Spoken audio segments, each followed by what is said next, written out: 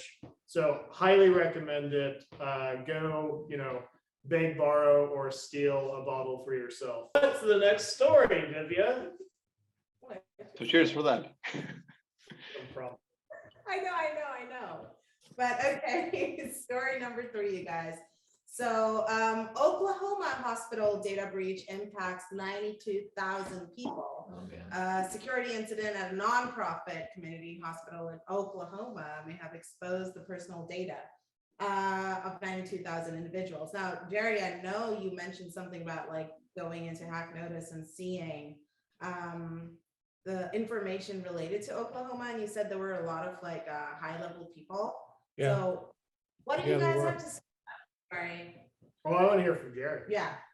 No, there were, and I actually sent, I forget where I got it, but it was actually the attorney I sent some information to that's dealing with all the correspondence related to it. I haven't heard back from her yet, but obviously 92,000 names. And what I found out, I mean, I think you read it anyway, but it was when they get healthcare information, it's the worst thing they can get, because they get social security numbers, they get credit cards, they get addresses, they get a lot of information. So that's real dangerous information for the wrong people to have.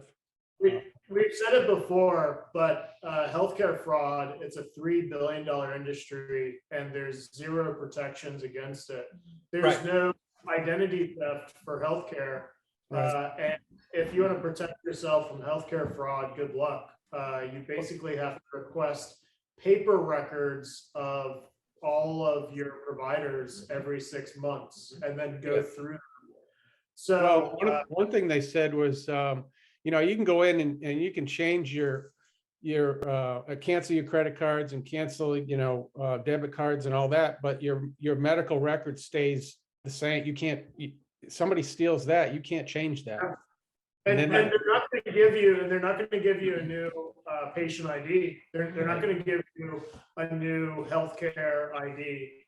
They're purely going to, they're going to take whatever happens. Healthcare companies currently consider fraud to be just a write-off. Mm-hmm. Yeah. It is highly valuable data in a field that has that varies wildly in cybersecurity best practices, basically. Yeah, we said it last time too. Really, the problem is you have to give all of your data to every single provider you work with, and then they have your data forever, right? You can't say, here's my blood type for 10 minutes. What do you think is wrong with me? You have to give them your blood type forever, along with everything else that you have. And that's really the nature and crux of the problem, because then they have to secure that forever. And that we all know that's not happening. Well, and who's securing it? It is a hospital that probably has very little budget for IT spend, right? So you have a disconnect. You have a high amount of sensitive data and a low amount of money to secure it, and you're going to end up with stuff like this. Which ransomware group specifically targeted hospitals? Wasn't it Conti? Oh. Yeah, so Conti's internal memos were leaked. And for a week during COVID, they targeted like 400 plus hospitals, because they're like, oh, hospitals are paying up really well. Let's get them all, right? Like they went after them specifically. Yeah, and one of the dimensions was because they all have pretty good cyber insurance, and so they just it pays out. Bingo. Yep. Hey, isn't this a non-profit hospital? What? Yeah. What? Try to explain this to me. I mean, what do they get out of this? How do they profit with this? I will answer this. In the United States, nonprofit is sort of a BS term, because many of these nonprofit entities, especially hospitals, and a lot of the major health insurance companies are technically nonprofit, but they will bring in millions and millions, if not billions, in revenue. So there is a lot of money coming in. So the term nonprofit really doesn't matter, because there's so much money coming in. Well, they'll pay payroll, but they won't accumulate profits and distribute those to stakeholders instead of a for-profit company which does distributions to stakeholders. They instead, in theory, lower costs and give the money back if they do end up having excess. So, And one of the scary implications of the value of healthcare data, of course, is if somehow that data could be linked to the insurance carriers, then they could skew their tables, and because they'll know what conditions you are afflicted with, which is terrifying. yes, yes, Well, that goes I back to mean- the whole highly valuable information. I'll say.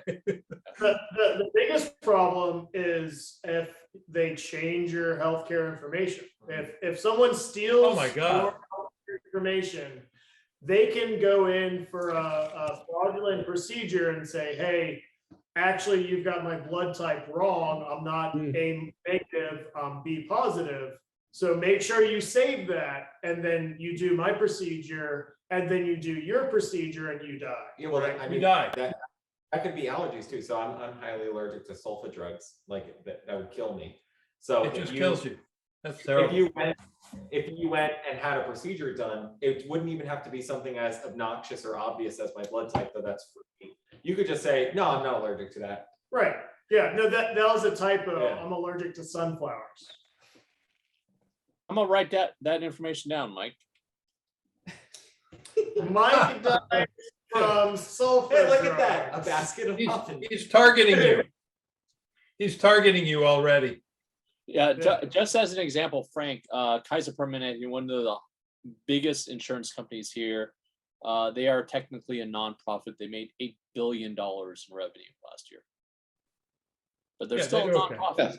so it doesn't really matter. Goodwill's a nonprofit, I think, isn't it? Yeah, Of good. course, of course. It's like Kaspersky antivirus. Yeah. Yeah. Antivirus. So the target, it's not actually, not the actual target. Yeah, It's it's like a- not the actual target, and It's like a side project. Yeah. right, yeah. As long as you get somewhere in between that revenue chain, you're good. Doesn't matter.